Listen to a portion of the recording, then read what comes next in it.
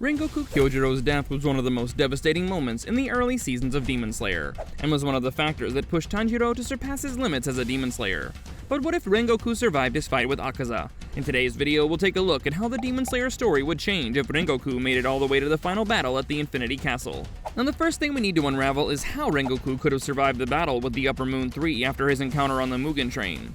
We already know that he can hold off Akaza almost until dawn all by himself, so the tiebreaker between whether Rengoku survives or not is whether he receives some form of outside assistance. In the original storyline, Tanjiro and Inosuke stay out of the battle, firstly because they're pretty exhausted from the battle with Enmu, but also because they realize they'd only get in the way. This logic checks out at the start of the battle, but as Akaza points out, he doesn't grow weaker as the fight goes on, but Rengoku's injuries and fatigue accumulate, making his movements slower and his attacks weaker. This means that Tanjiro, Inosuke, and even Nezuko could have made a real difference toward the end of the battle if they decided to get involved. So, in our alternate timeline, Tanjiro is not completely gassed out from his sun-breathing against Enmu, and is actually able to recover just enough to try a couple of attacks against Akaza. In the moment where Kyojuro is knocked out back towards the derailed train, Tanjiro and Inosuke rush toward Akaza, temporarily distracting the demon. This gives Rengoku an opening to simultaneously charge Akaza from behind with his flame-breathing third form, Blazing Universe. Now, make no mistake, this is nowhere enough to kill Akaza, and he only loses a couple of arms from the attack. However, it buys some valuable time, meaning that the sun begins to rise before Akaza can use his Annihilation-type Blood Demon art against Rengoku. This forces the Upper Moon 3 to strategically retreat into the forest. While Rengoku and the Demon Slayers chase after Akaza, the Flame Hashira's injuries catch up to him at this point, and he collapses just outside the forest. Tanjiro and Inosuke aren't ambitious enough to follow an Upper Moon into the dark forest just yet, so they stay behind with Rengoku to make sure he's okay. This means that the mission ends in an overall success from the Demon Slayers. However, Rengoku's injuries are severe, and the Kakushi who arrive on the scene rush him over to the Butterfly Mansion for treatment. When Rengoku regains consciousness, he heads back home to recuperate, taking Tanjiro with him. In the original timeline, Rengoku tasked Tanjiro with speaking to his father, and going through the Flame Hashira archives to learn more about sun-breathing. But this time, he's able to personally help the young Demon Slayer. Together, they're able to get the secrets of sun-breathing out of Shinjiro much quicker, and Tanjiro begins working through his memories of the Hinokami Kagura to perfect the sun-breathing forms. Since Rengoku is out of commission as a Demon Slayer, he's able to dedicate himself to being a mentor for Tanjiro. This means that Tanjiro is split from Zenitsu and Inosuke, who remain at the Butterfly Mansion. While their initial phase of mentoring is restricted to studying, Rengoku's recovery returns him to his regular training regimen. At first, he works with Tanjiro on strength, endurance, and conditioning, but the most important part of their training was the sparring sessions between the two. Rengoku's injuries meant that Tanjiro was able to fight him on equal terms, and he gradually tested each sun-breathing form in battle, adapting them to suit his body.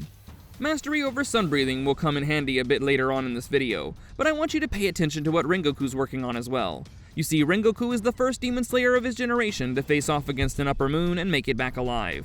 We know that Rengoku had an insane battle IQ, so after seeing the level of power that Akaza possessed, he began thinking of strategies to close the gap between the Hashira and the Upper Moons. On the one hand, he thinks of new ways to enhance his own flame breathing, but Rengoku also realizes that a single Hashira lacks the stamina to take out an Upper Moon in a long fight. Using his influence as one of the most respected Demon Slayers, Rengoku suggests that the Hashira should train to fight as groups or pairs instead of working alone. When Rengoku had recovered enough to train with his peers, he sent Tanjiro back to join his friends at the Butterfly Mansion. This phase of Hashira training was not meant for the junior Demon Slayers. While Tanjiro continues working on his sun-breathing at the Butterfly Mansion, the Hashira begin working together to understand the synergies between their different breathing styles. Gyomei discovers that his solid stances are perfect to exploit the openings created by Sanemi's aggressive slashes, while Obanai's slithering and indirect approach covers the weaknesses of Mitsuri's direct love-breathing style. Before we dive deeper into how the Hashira grow, let's take a look at Tanjiro's growth through the major story arcs. When the Entertainment District mission begins, Tanjiro joins Tengen Uzui with significantly more advanced sun-breathing skills than in the original timeline. When the battle with Daki begins, Tanjiro uses sun-breathing from the start, meaning that his body never suffers from the shock of switching between water-breathing and the Hinokami Kagura. This means that when Daki launches her Obi attacks, Tanjiro instinctively counters the sun-breathing, cutting through her ribbons with precision. The most significant change comes when Gyutaro emerges. While Tengen still gets poisoned, Tanjiro's improved combat abilities mean he can buy crucial time for the second Hashira to develop his musical score technique. This doesn't mean that the battle becomes easy, but it shifts the dynamic. After their victory, Tengen recognizes Tanjiro not only as the future of the Corps, but also as a powerful Demon Slayer in his own right. By the time the Swordsmith Village arc begins, Tanjiro's sun-breathing has evolved into a complete fighting style. Once again, this arc ends in victory for the Demon Slayers, with Tanjiro gaining recognition for leading the charge. While Tanjiro grows stronger through these encounters, the Hashira have been developing their collaborative fighting system under Rengoku's guidance. Thus, the final Hashira training arc sees Tanjiro not only performing the usual training, but also working to synergize his breathing styles with the others. By the time Muzan launches his final assault, the Demon Slayers are better prepared than the original timeline, and immediately form alliances after falling into the Infinity Castle. And here's where things get exciting, because while the others see the same demons that they fight in the original timeline, Tanjiro and Rengoku come face to face with Akaza for a thrilling rematch. Akaza taunts Rengoku, reminding him that the sun won't save him this time around. However, Rengoku doesn't take the bait and quietly settles into a fighting stance. Tanjiro recalls everything they've practiced so far, how to move through openings that Rengoku creates, and how to coordinate simultaneous attacks to overwhelm a demon's healing factor. As Akaza launches forward to get the party started, he also realizes that these opponents aren't the same as when he faced them during the Mugen Train arc.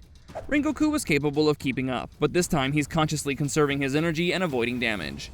Tanjiro attacks from around Rengoku, never allowing the Upper Moon 3 to execute his counters. The sustained pressure is so unexpected that it doesn't take long for Akaza to crack. Tanjiro and Rengoku methodically overwhelm him, leading to an unexpectedly dominant win for the Demon Slayers.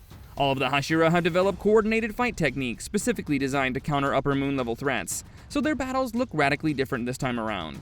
Obanai and Mitsuri still face off against Nakime, but they manage to get their bearings and sort out a counterattack much quicker.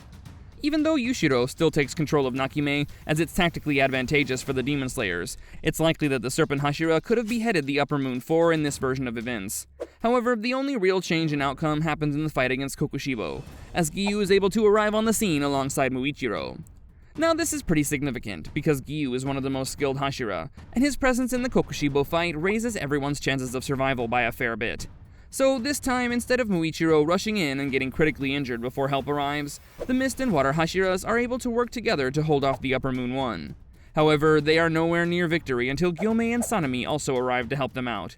With Genya in the back providing support with his demonic techniques, the 4 Hashira are successfully able to avoid taking any lethal hits. This means that while Muichiro still loses an arm, he still survives to fight in the final battle. But unfortunately, not even the new level of strategy is enough to save Genya and Shinobu from their deaths at the hands of Kokushibo and Doma.